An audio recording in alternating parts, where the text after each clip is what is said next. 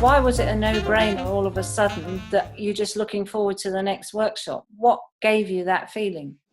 More CO2. You're training and you get stronger. You get results. I can't emphasize that enough. You gain confidence because you get results, and you know you're getting the results because you're doing the work, that it works. So that's the part of it that's a no-brainer. It still requires you have to do the work, and that part is hard for anybody to show up and do the work. If you do learn Buteyko, you're going to show up and do the work unless you just don't go to the class, because the practitioners are trained in such a way that they motivate you.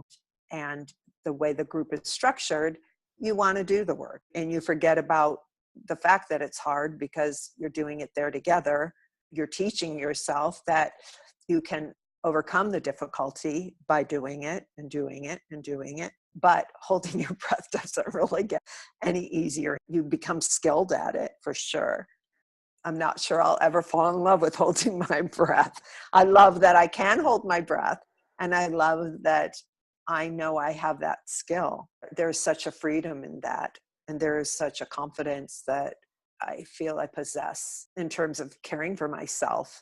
That's priceless. I have ownership of a particular type of currency that not very many people have stored in their bank because they haven't done this training. They don't really know the benefits of the CO2.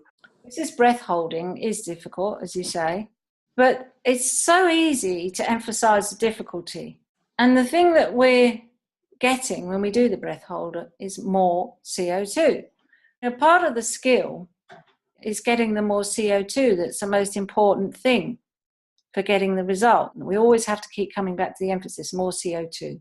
What's happened for me is that my life is really orchestrated around more CO2 and maintaining my CO2 and building my CO2 and what's going to affect my CO2 positively or negatively. It's almost second nature now. It's constantly monitored and it's constantly protected.